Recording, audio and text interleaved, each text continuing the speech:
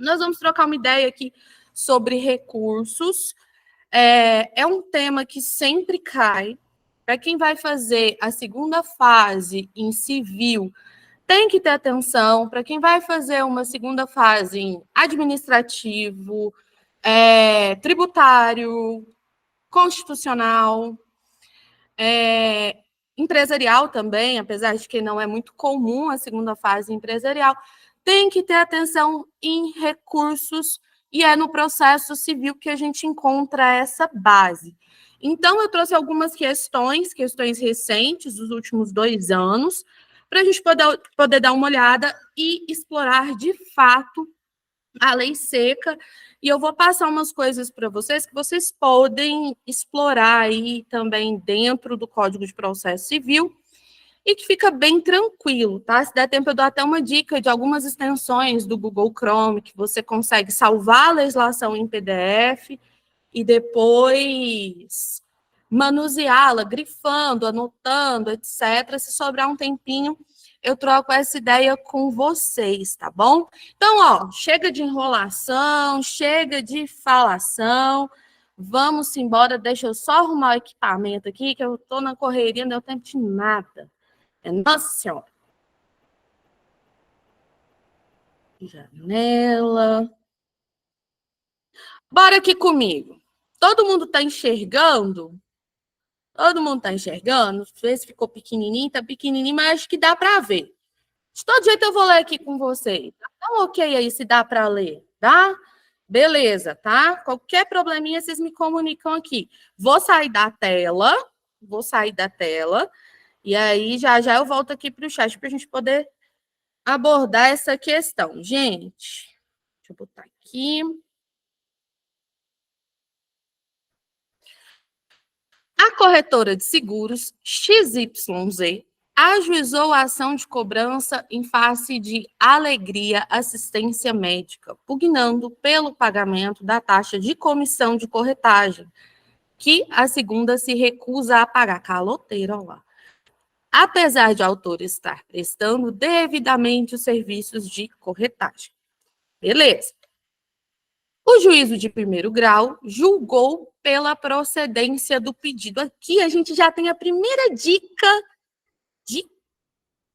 de elemento da questão. Aqui a gente tem um primeiro elemento, que é o seguinte: o juízo de primeiro grau julgou pela procedência do pedido. Aqui a gente encontra uma sentença, tá? Muitas vezes no processo civil, a gente acha que tem dificuldade com a matéria, mas a nossa dificuldade é identificar aquilo que está na terminologia. Por exemplo, deferimento, indeferimento, procedência, improcedência, provimento, não provimento, indicam quais dispositivos a questão está se referindo. Então, se eu falo procedência, a procedência, ela vem de uma sentença, tá? Se eu falo deferimento ou indeferimento, eu estou me referindo a uma decisão. Então, a gente tem que fazer a leitura da questão, caçando esses elementos, procurando essas dicas. Então, aqui eu já tenho que a questão, ela trata de uma sentença, tá? Na mesma oportunidade, concedendo tutela antecipada. Peraí. Para tudo, a questão ela está tentando confundir com uma coisa que às vezes não é tão comum, tá? O que acontece? Aqui eu tenho uma sentença e na sentença eu tenho uma tutela antecipada, mas tutela antecipada, ela não é assunto para decisão interlocutória? Bom, a gente tem nesse caso aqui uma possibilidade, tá, de tutela antecipada no contexto de uma sentença, para que a Alegria faça os pagamentos da comissão devida mensalmente. Ok.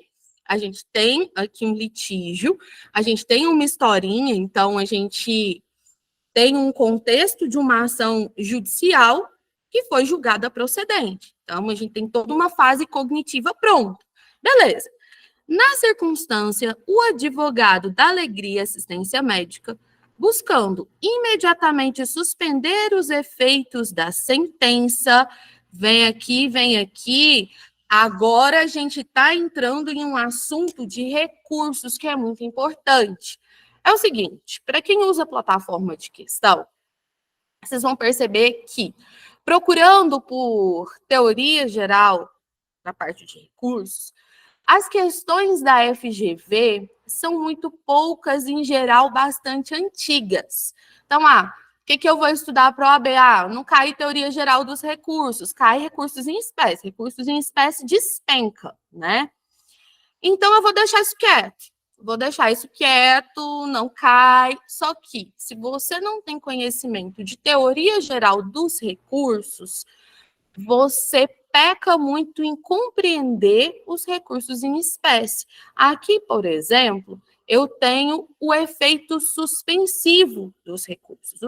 Um dos efeitos dos recursos, né?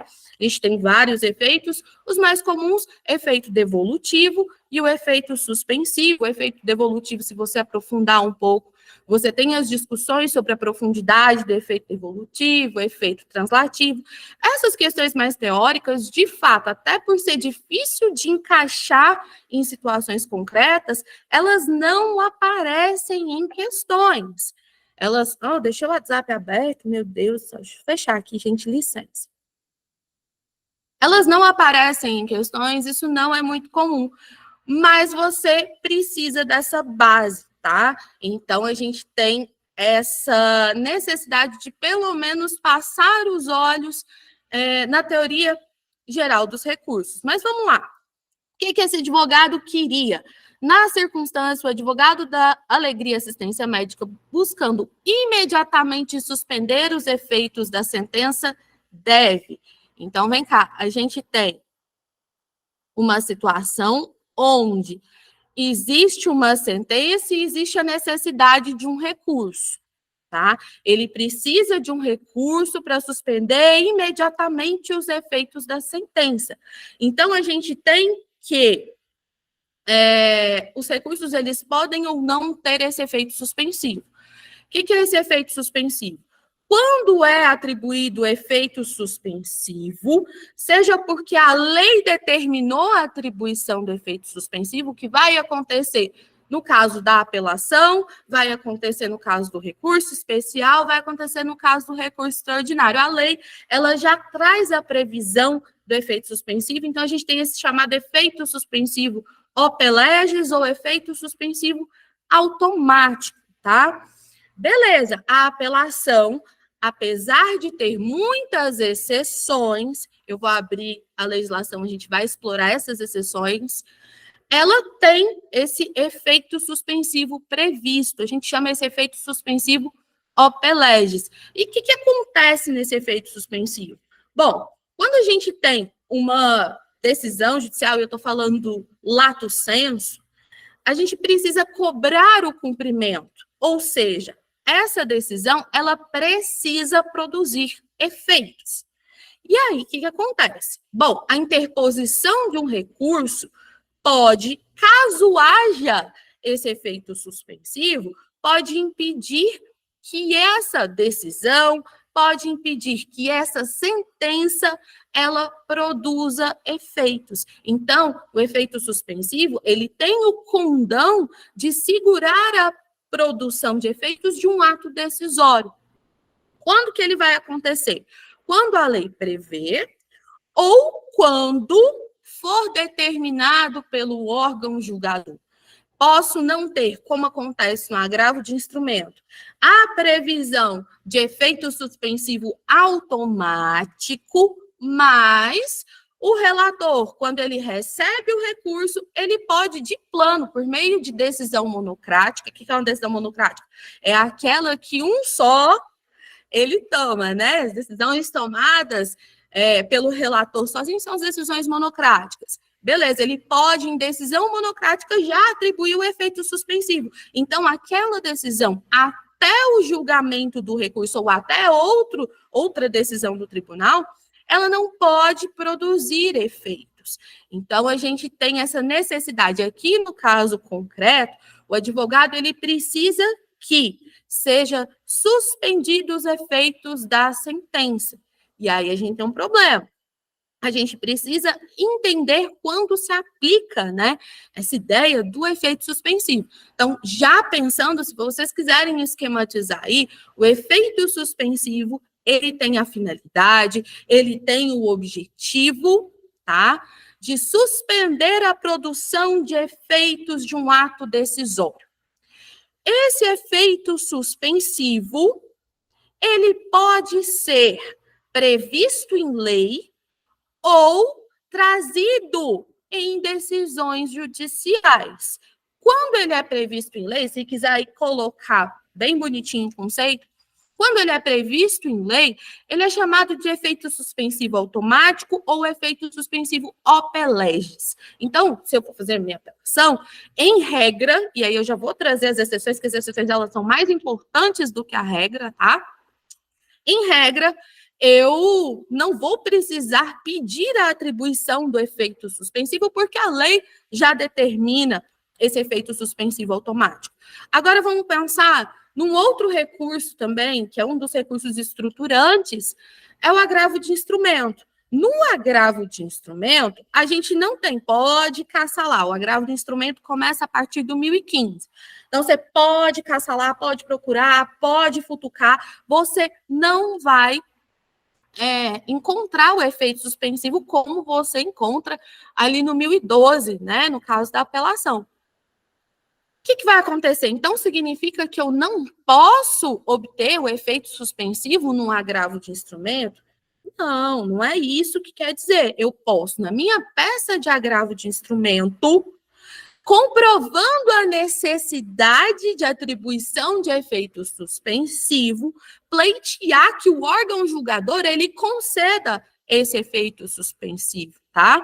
Então, a gente tem, em geral, no agravo de instrumento que eu usei aqui de exemplo, o efeito suspensivo em sede de antecipação de tutela recursal, tá? Então, ele pode ser automático e pode ser atribuído pelo órgão julgador. Em regra, a sentença ela tem esse efeito suspensivo automático. Onde é que eu acho isso? Deixa eu compartilhar aqui com vocês. Ó.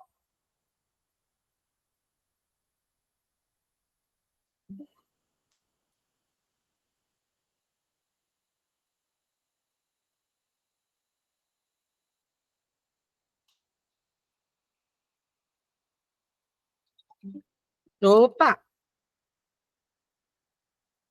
Vamos lá.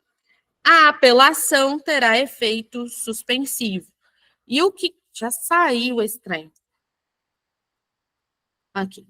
E o que quer dizer essa mensagem? Significa que eu tenho uma sentença e se a parte adversária, essa sentença a mim é favorável, né? Se não tiver recurso, eu passo para a próxima fase, que é o cumprimento de sentença, e vou ser feliz na fase executiva do processo. No entanto, se o meu adversário vier falar assim, olha, é uma apelação, vai interpor em apelação, eu só vou poder passar para a fase executiva do processo depois de julgado o recurso. É isso o recado do efeito suspensivo.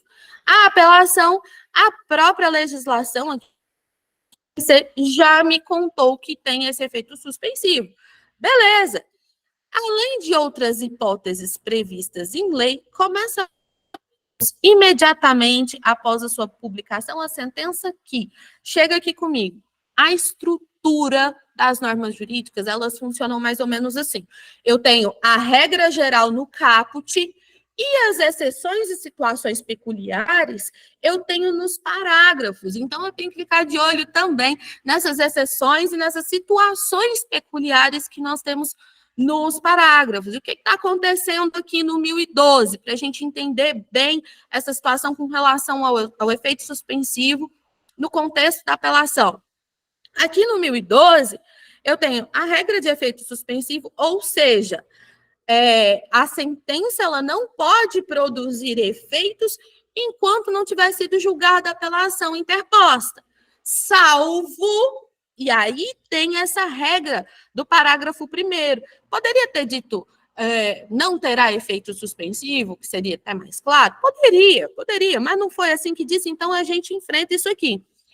Além de outras hipóteses previstas em lei, aqui, ó, começa a produzir efeitos imediatamente. Essa mensagem está me contando. Nos casos que ela elencou aqui embaixo, não tem efeito suspensivo. Pronto, e acabou. que vai acontecer aqui nesses casos excepcionais? A sentença, ela já produz efeitos imediatos. São casos, né?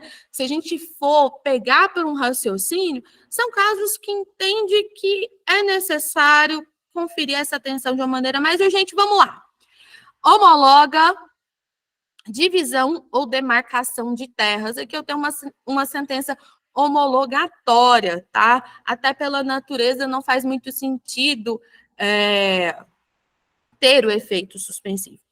Condena a pagar alimentos. Aqui não é nem pela natureza, mas pela urgência, né?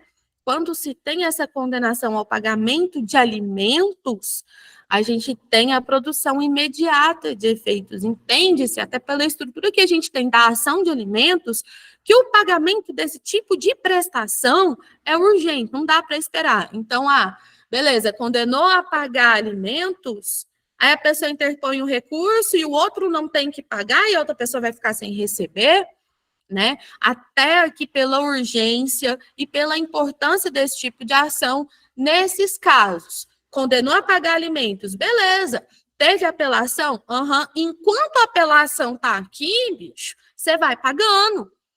Aí, se você não pagar, rapaz, todo mundo sabe, se não pagar alimentos é um trem que dá ruim. Pensa num trem que dá ruim é não pagar alimentos.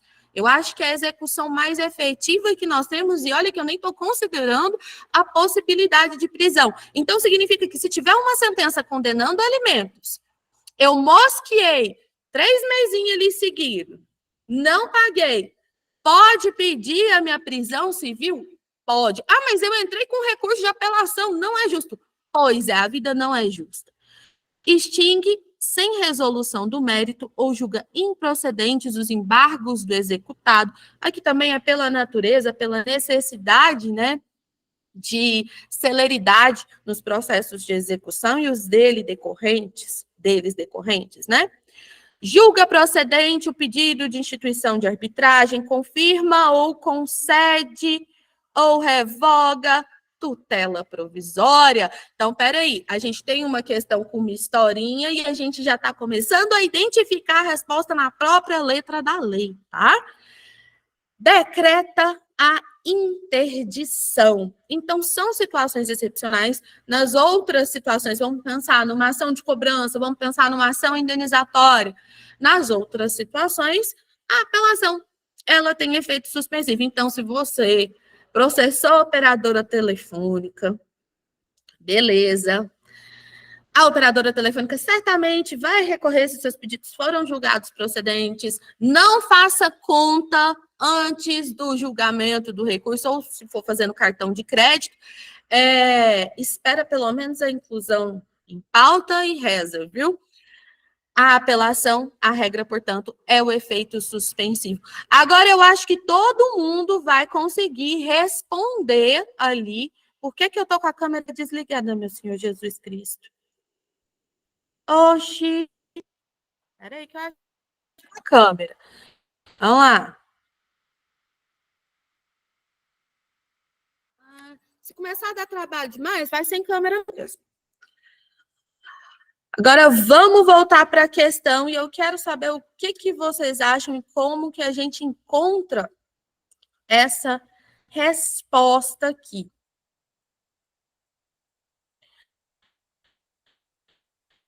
Letra A. Interpor recurso extraordinário no prazo de 15 dias úteis para que o Supremo Tribunal reforme a sentença e pleiteando o efeito suspensivo. Isso aqui é uma questão que é amor de mãe, né? Interpor recurso extraordinário. Peraí. Recurso extraordinário, tem gente entrando aqui, peraí. Deu certo. No primeiro plano, a gente precisa de uma controvérsia constitucional. Se eu não sei nada de processo civil, mas eu tenho o mínimo de noção de bom senso, eu sei que isso aqui é aquela alternativa da questão que é absurda. Então, eu já pego, já jogo ela fora. Interpor apelação civil no prazo de 15 dias úteis, objetivando a reforma da sentença e pleitear o efeito suspensivo diretamente no tribunal, por pedido próprio, durante a tramitação da apelação em primeiro grau.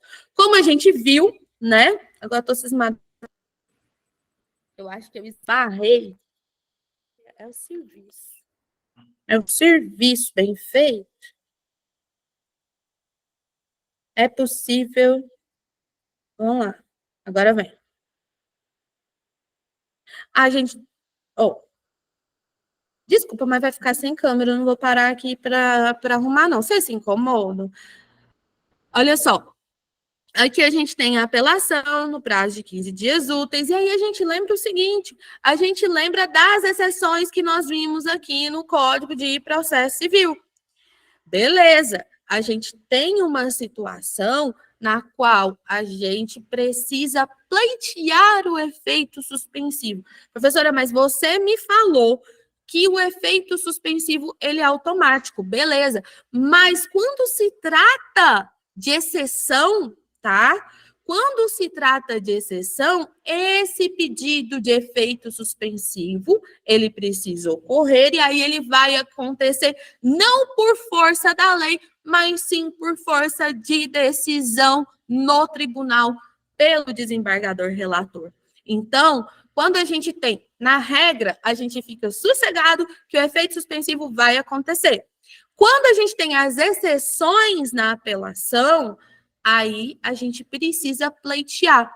O fato do CPC me trazer a execução, né, a possibilidade de produção de efeitos de um ato decisório de imediato, ele não impede que seja pleiteado o efeito suspensivo, tá?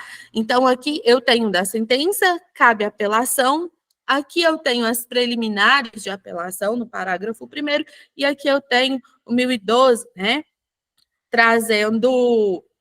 Aqui está o caput, esqueci de colocar o texto do parágrafo 1º, mas como a gente já olhou lá, é uma das situações excepcionais, por isso o efeito suspensivo pode ser pleiteado. Para isso aqui ficar mais fácil, eu sugiro que vocês peguem o próprio Código de Processo Civil, vocês vão fazer a leitura mesmo, dos artigos, lei seca, do 1009 ao 1014.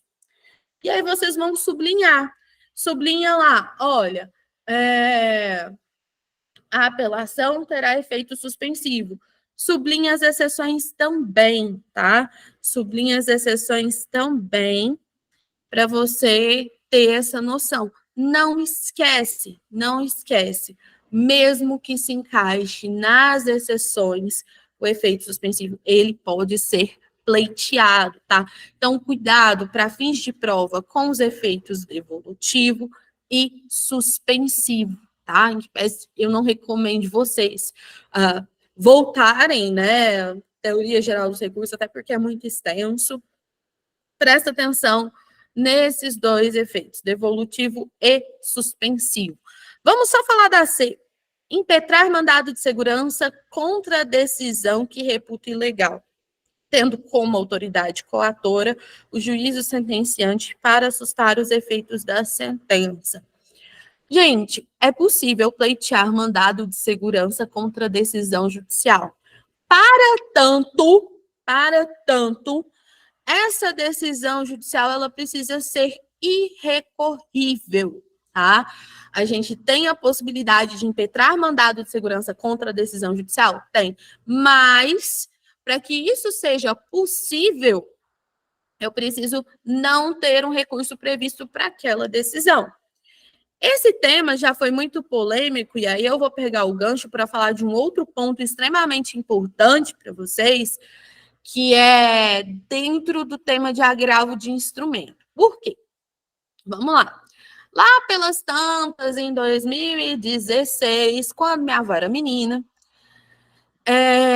tinha uma discussão doutrinária que era muito, muito interessante, muito, muito intensa, e o Daniel Amorim, ele encabeçava muito esse tipo de crítica, que girava em torno do seguinte: olha, a gente tem hoje no a gente tem hoje, no agravo de instrumento, uma previsão de um rol taxativo. E por que a gente tem essa previsão desse rol taxativo no agravo de instrumento? Ora, a gente, no sistema anterior de agravo, era uma coisa muito aberta, né?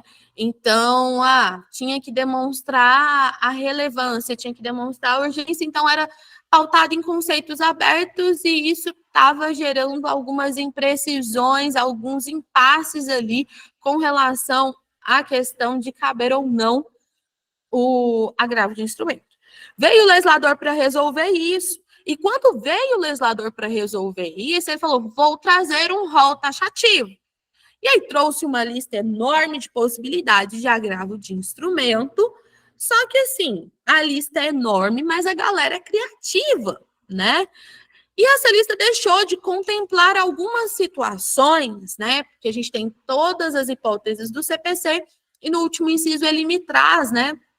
Ora, se lei trouxer a previsão de agravo de instrumento, bora nessa, cabível também. Só que aí, isso começou a gerar alguns problemas no processo. Por quê? Decisões importantes que eram tomadas no curso do processo, até questões, por exemplo, sobre guarda, né? Elas não poderiam ser agravadas. E por que eu estou falando isso e ligando com o mandado de segurança? Porque a doutrina começou a criticar o mandado de segurança, ele pode ser usado em face de decisão judicial, bem bonitinho, igual tá aqui, ó.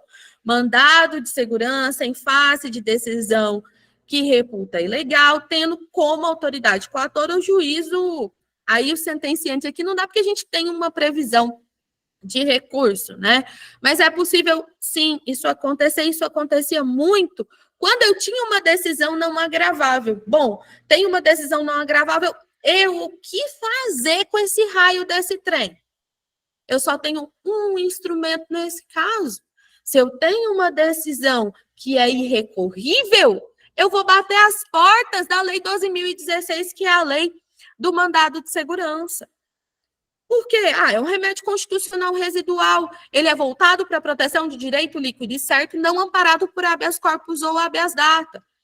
E aí, dentro das regras trazidas pela própria Constituição Federal e pela Lei de Mandado de Segurança, a gente consegue encaixar uma decisão irrecorrível aqui. Beleza. E aí a doutrina começou a falar, peraí, esse rol taxativo do agravo de instrumento está deturpando a finalidade do mandado de segurança. Aí tá, o que nós vamos fazer? E é uma coisa que eu quero destacar. Essa falta dessa câmera tá me irritando. Mas vamos lá. É uma coisa que eu quero destacar com vocês, que acaba trazendo aí uma possível abordagem no AB. Não é dentro de apelação, mas é dentro de agravo de instrumento, tá? Eu peguei o gancho do mandado de segurança porque foi fruto, né, de um apelo doutrinário a esse tipo de tratamento. Hoje a gente tem que o agravo de instrumento, vou até compartilhar com vocês, para vocês se situarem.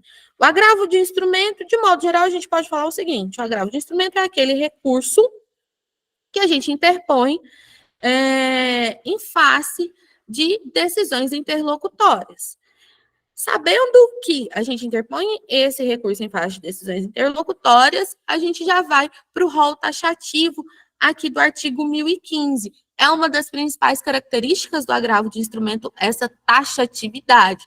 Então, eu tenho um rol de decisões que podem ser agravadas, tá? Daí, o que acontece? Eu tenho algumas situações que não se encaixam aqui, que não tem previsão legal direta. O que o STJ fez? E aí eu quero que vocês anotem aí bem bonitinho, eu vou escrever no chat. Ele trouxe a adoção da teoria da taxatividade mitigada. Um negócio meio contraditório você falar em taxatividade mitigada?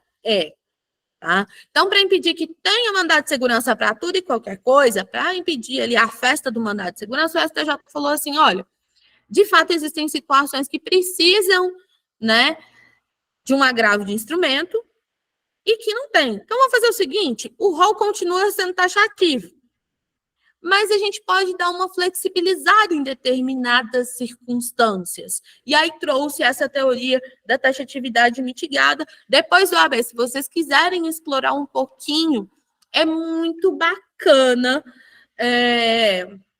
A decisão, a relatora foi a ministra Nancy Andigre, e aí, assim, é muito rico em fundamentação, mas vai fazer isso depois do AB, pelo amor de Jeová, tá? Então, a gente tem essa perspectiva da taxatividade mitigada. O que é a taxatividade mitigada? É possível que decisões, além do rol do artigo 1015, possam ser objeto de agravo de instrumento, tá? Então, não precisa mais de mandado de segurança para isso. Então, anota, sublinha, sapateia em cima, coloca post-it, coloca no alarme do celular essa teoria da taxatividade mitigada, tá?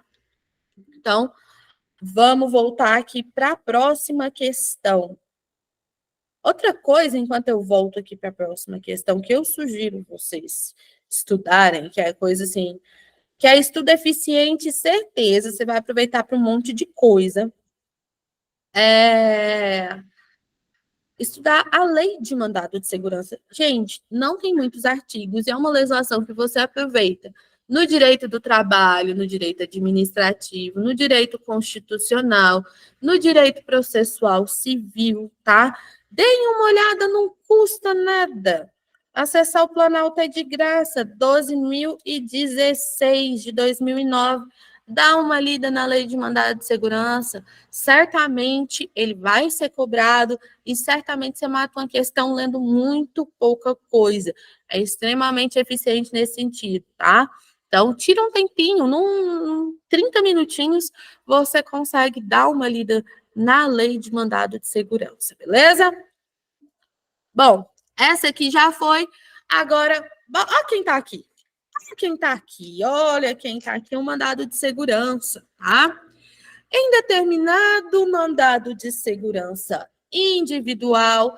Pessoal, antes de eu passar para essa questão, queria saber vocês o seguinte: conceitos que ficaram claros ou se ficou alguma dúvida. Questões com relação ao efeito suspensivo, todo mundo pegou?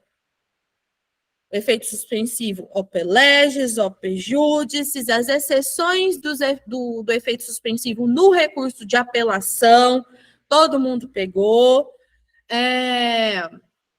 A possibilidade, mesmo sendo exceção, a possibilidade de ser atribuído por decisão judicial o efeito suspensivo. Então, fixa bem essas questões, tá? Deem uma lida, assim, na humildade, dê uma lida nos artigos 1009 a 1014 do Código de Processo Civil. É muito, muito, muito importante para fins de prova, tá? E você ainda aproveita para a segunda fase, que é tipo promoção, entendeu? Se liga aqui. Em determinado mandado de segurança individual, contra ato de um dos ministros de Estado, o STJ, em sua competência constitucional originária, denegou a segurança na primeira e única instância de jurisdição. Diante do julgamento desse caso concreto, assinale a opção que apresenta hipótese de cabimento para o recurso ordinário constitucional dirigido ao STF. Vamos explorar aqui os elementos, questão de 2021. Primeira coisa, a gente tem o mandado de segurança, coloquei aí para vocês a Lei 12.016, ou seja, você estuda um tema que é promoção. Estuda um tema, ganha diversas matérias. Para pensar nisso, que é vantagem. Ok. Dito isso, a gente tem a classificação de mandado de segurança, tá? Eu vou explorando cada ponto das questões, porque eu acho que é bastante produtivo. A gente tem as classificações do mandado de segurança. Ele pode ser individual, quando o bem jurídico ele versa sobre um direito individual, pelo amor de Deus. E ele pode ser coletivo. Ele será coletivo não é porque uma galera quis entrar com o mandado de segurança. Eu vou até abrir a Constituição Federal, vou abrir a Lei 12.016, já que eu falei para vocês lerem, já que eu apresento ela aqui. Ele vai ser coletivo quando ele versa sobre direitos transindividuais, tá?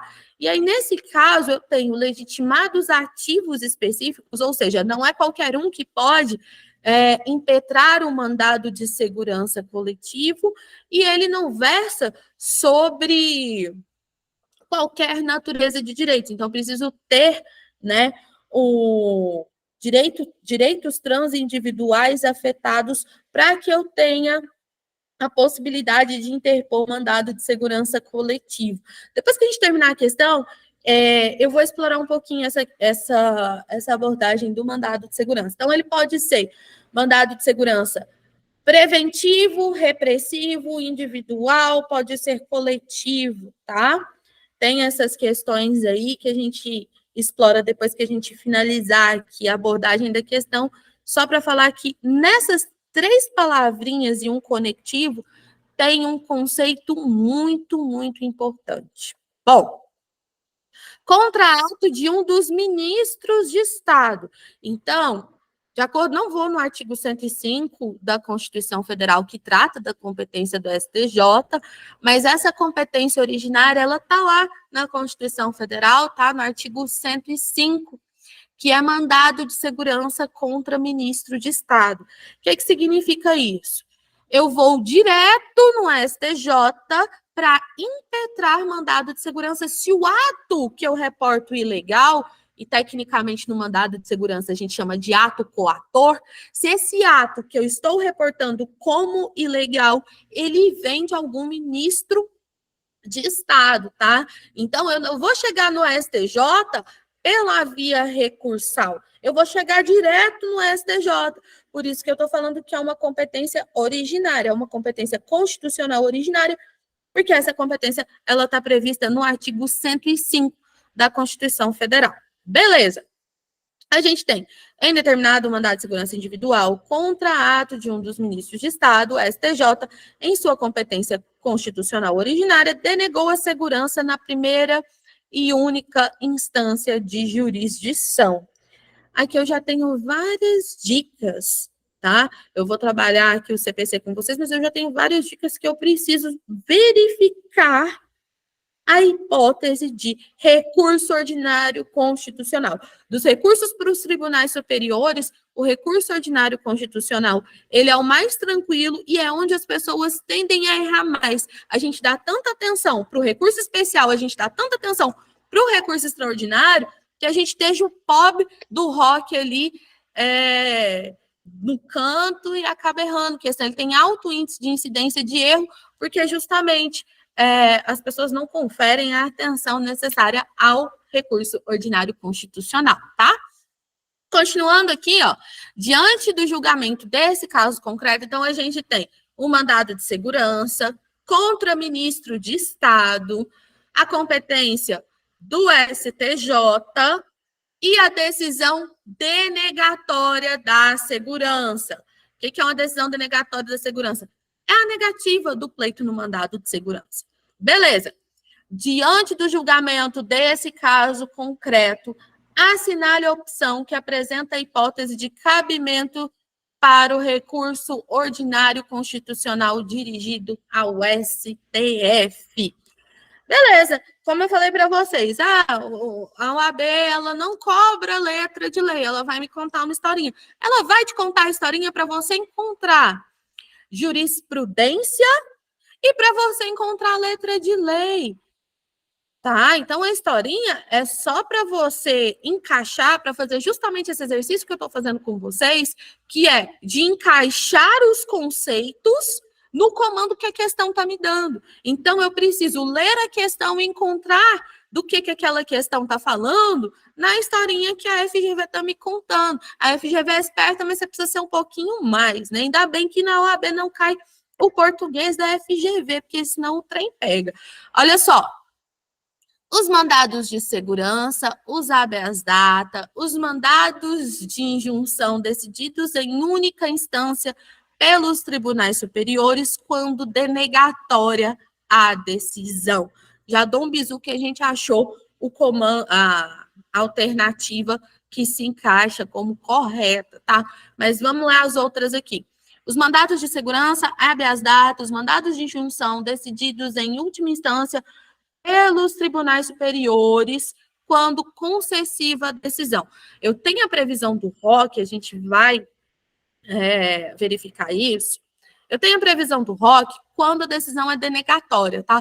Falou decisão denegatória, falou em única instância por tribunal superior, a gente já pensa em ROC. Se falou tribunal superior, quem que é maior que o tribunal superior? O que é maior que superior? É Supremo. Se eu quero interpor um recurso, a tendência é que eu suba, né? Então, o ROC ele pode ser perante o STJ ou perante o STF. Preciso decorar quando vai ser? Bom, se você quiser, pouca coisa, dá tempo. Mas se você quiser ganhar tempo, você pode pegar o raciocínio seguinte: pega a visão que maior do que o superior é o Supremo. Então, você já pode pensar em Supremo, tá? Beleza. Os mandados de segurança decididos em única instância pelos TRFs ou pelos TJs dos estados e do Distrito Federal e territórios, quando denegatória a decisão. Tá bonitinho, mas isso aqui não vai para o STF. Esse é o tipo de questão que pega também quando você está cansado. Por quê? Aqui está fazendo um recorte do endereçamento desse ROC. Aqui está indo além de simplesmente hipótese de cabimento de ROC aqui, ó, ficaria bem bonitinho, porque seria uma hipótese de cabimento de ROC, mas não endereçada ao STF. Então, eu tenho a possibilidade de ROC para o STJ e para o STF. Vai depender do caso, tá? O bizu que eu dou é, STF, ele vai julgar, né? Ele vai ser competente para processar e julgar o ROC quando for tribunal superior, tá? Então, a gente tem essa ideia. Maior que o superior, só o Supremo. Então, perguntou de ROC, tem que ter um pouquinho dessa maldade aí, ó. Quem que é maior que quem? Maior que TRF, maior que TJ. Beleza, maior que TRF, maior que TJ. Antes de chegar no Supremo, eu tenho que esbarrar no STJ. Esbarrei no STJ, é lá que eu fico, tá? Os processos que forem partes de um lado, o Estado estrangeiro ou organismo internacional, do outro, município ou pessoa residente domiciliada no país. De novo, a FGV tá sacaneando, mas isso aqui você derrubava a questão, porque você tem duas hipóteses de ROC para o STJ, então você já ficaria ligado, já ficaria esperto e voltaria no enunciado. Aqui, ele me deu 3 das 4 alternativas, tá? Das 4 alternativas, ele me deu 3 hipóteses de cabimento de ROC. Só que ele me deu hipótese de cabimento de ROC para o STJ e o comando foi ROC para o STF. Então, ó, deixa eu botar aqui na guia do meu amigo CPC. Ó. Já botei certinho. Ó. Gente, eu tô numa agonia desse negócio, dessa câmera. Que raiva. Compartilhar. Vamos lá. Recurso ordinário. Como eu já sou muito íntima dele, né? Eu já tô com ele há alguns anos. Eu chamo ele de ROC, tá? Recurso ordinário constitucional. Ele tem no direito do trabalho, ele tem no direito penal, inclusive, é mais comum, né, nesses dois ramos do direito, a gente ter a incidência de peças na segunda fase de ROC. O processo civil é bastante incomum, diga-se de passagem. Enfim, ROC tem para tudo quanto é canto e pelo menos ele vai para tudo que é lugar, né? Ele é o primeiro dos recursos que a gente tem, dos recursos para os tribunais superiores, né? para o STF e para o STJ.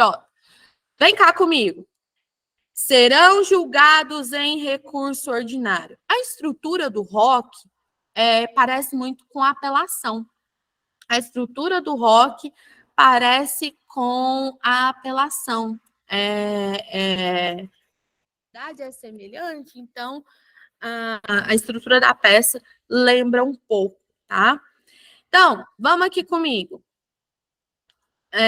Serão julgados em recurso ordinário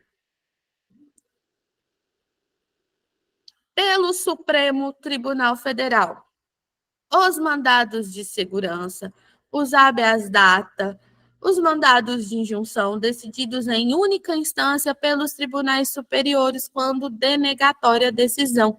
Vocês percebem o seguinte, agora a gente pode voltar lá, ó. A gente volta aqui na dona questão e mata ela. Gente, parece que eu comecei, tem 5 minutos e já tem um tempão. Vamos aqui na janela. Olha só, aqui a gente já mata a questão, tá? Coloquei o fundamento constitucional aqui para vocês, depois eu vou pedir para o Igor compartilhar. Coloquei o fundamento constitucional para vocês e o fundamento no CPC, tá? Então, o que tem que tomar cuidado que eu falei para vocês? A gente vai terminar de verificar o ROC, mas, ó, mandado de segurança, habeas data, mandado de injunção decidido em única instância pelos tribunais superiores quando denegatória a decisão. Essa questão não é tão boazinha quanto a anterior, tá? Por quê? Porque cobrou especificamente a competência do STF para julgar o ROC. E me trouxe para confundir a cabeça e me deixar pirada 3 hipóteses de ROC, né?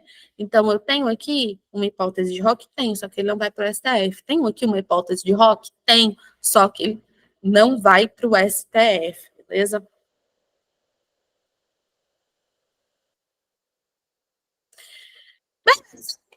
O Superior Tribunal de Justiça, os mandados de segurança decididos em única instância pelos tribunais regionais federais ou pelos tribunais de justiça dos estados e do Distrito Federal e territórios quando denegatória a decisão.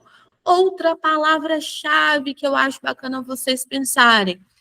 Ó, não consigo, não tenho tempo, e eu acho que se você não estudou processo civil até aqui, realmente você não tem tempo, então você tem que pegar algumas palavras-chave, tá? Recurso ordinário, anota esse trem, pelo amor de Deus. Recurso ordinário, a gente tem decisão denegatória de tribunal superior. A gente tem decisão denegatória de TRF e TJ. É só pensar. Pleito no mandado de segurança. Vou lá, invoco o direito líquido e certo, não amparado por habeas corpus ou habeas data, impetro meu mandado de segurança. O que vai definir se o mandado de segurança ele começa no juiz de primeira instância ou se ele começa no tribunal é a definição das competências. E o que define essas competências no mandado de segurança? A autoridade, tá? Como é que eu sei, professora? Dá uma olhada no 102, no 105 da Constituição Federal, se der tempo. Se não der, só pega a visão aqui. Mandado de segurança, a gente tem decisão denegatória, competência originária. Do STJ ao STF, se for do TJ, eu penso o seguinte, eu tenho um tribunal. Para eu chegar no STF, eu preciso passar pelo STJ. Estou subindo para o STF, esbarrei no STJ. Não chego no STF, vou para o STJ, tá? Então, só tomar cuidado com essa questão.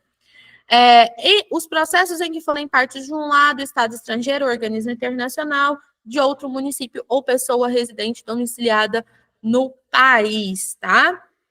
Parágrafo 1º, nos processos referidos no inciso 2, a linha B, está falando dessa hipótese aqui, contra as decisões interlocutórias, caberá agravo de instrumento para o STJ. Eu tenho, né, via de regra, a decisão interlocutória de plano no mandado de segurança. E a decisão no mandado de segurança, a decisão liminar no mandado de segurança, ela é uma decisão agravável, tá? Às vezes a gente viu as hipóteses de agravo de instrumento e percebeu que não está lá, mas na Lei 12.016 está previsto. Então, é uma decisão agravável que está só te orientando para onde você manda essa decisão. Então, se a gente tem essa hipótese aqui na linha B, a gente tem encaixando também, porque no mandado de segurança, naturalmente, eu tenho a decisão agravável e aqui eu também tenho essa previsão com relação a essas decisões interlocutórias. Então, qualquer das hipóteses, se for necessário agravo de instrumento, o agravo de instrumento, ele é endereçado ao STJ, tá? Se é a hipótese de Roque, no curso do processo, eu preciso agravar de uma decisão interlocutória, a gente tem essa perspectiva de agravo de instrumento endereçado ao STJ, beleza? Então, é dos recursos o mais simples, fica de olho nas hipóteses, tenha noção dos conceitos de competência originária, tenha noção de mandado de segurança, tá? Pelo menos passe os olhos na Lei 12.016 e eu vou colocar uma classificação importante para vocês darem uma olhada, que é o mandado de segurança individual e o coletivo. A gente tem aqui, eu não sei se foi aqui no chat, ou aqui, individual e coletivo, tá? Até porque é previsto na Constituição e na Lei 12.016. E aí vocês acabam tendo que dar uma olhada em alguns conceitos de direito meta-individuais, transindividuais, legitimação extraordinária por substituição processual. Isso aqui vai ser um bom caminho para vocês compreenderem, algo que não vai dar para explorar com vocês aqui, tá? Mas no futuro a gente consegue, talvez, falar, acho que tem, eu não sei se eu vou ter mais alguma live, estou com um tempo tão corrido, mas eu acho que vai dar, se organizar direitinho, dá certo. Vamos para uma próxima questão? Pessoal, conseguiram anotar todas as dicas? Conseguiram perceber como que a gente faz a leitura do enunciado? Como que a gente busca as respostas na lei seca? Dê um ok aqui no chat, por favor. Vocês estão conseguindo anotar os dispositivos? Aqui é de última hora mesmo, eu estou tentando extrair, né, o máximo de conceitos nas questões, para indicar meio rápido de vocês estudarem. Então, se ficar alguma dúvida, até vou deixar o contato, de e-mail, que eu sou mais eficiente com o e-mail, sou lerda com o WhatsApp, que só Deus na causa. Vamos lá. Vamos resolver o Marco Aurélio, tá? Vamos resolver aqui para finalizar. Até tem mais questão, mas eu preciso finalizar, porque daqui a pouco eu tenho que começar a aula. Vamos resolver aqui a vida do Marco Aurélio. Marco Aurélio atuou como advogado em uma ação indenizatória movida em face de uma operadora de plano de saúde. Olha que coisa, que foi condenada a pagar indenização por danos morais em R$100 mil ao seu cliente. Gente, eu quero saber onde que o Marco Aurélio ajuizou essa ação, viu? Porque danos morais de R$100 mil é lindo demais. Oh, meu Deus do céu. Apesar de processo ter corrido, perante o juízo civil, a sentença condenatória deixou de fixar honorários de sucumbência em favor de Marco Aurélio, tendo transitado em julgado sem que ele percebesse a omissão.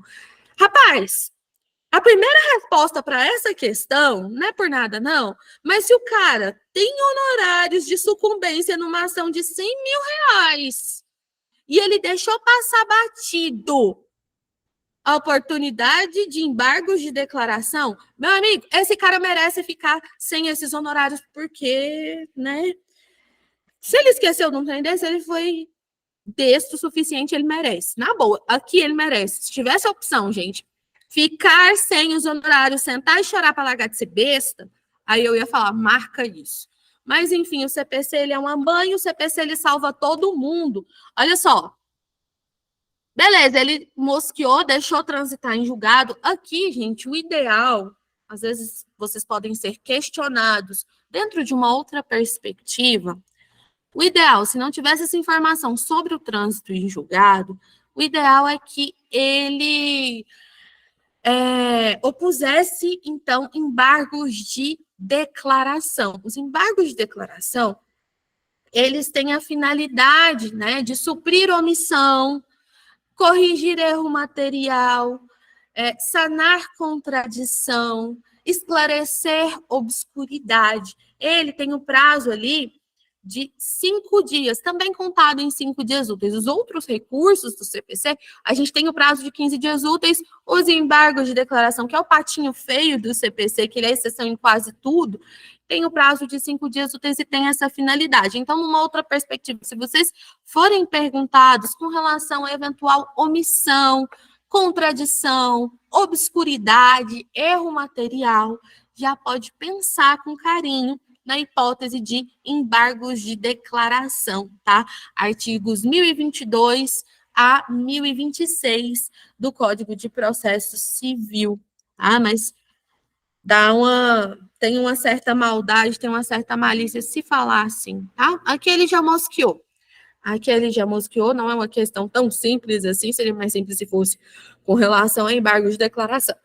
Mas, bom, após o trânsito em julgado da sentença, Marco Aurélio não poderá pleitear mais a condenação em honorários de sucumbência, não.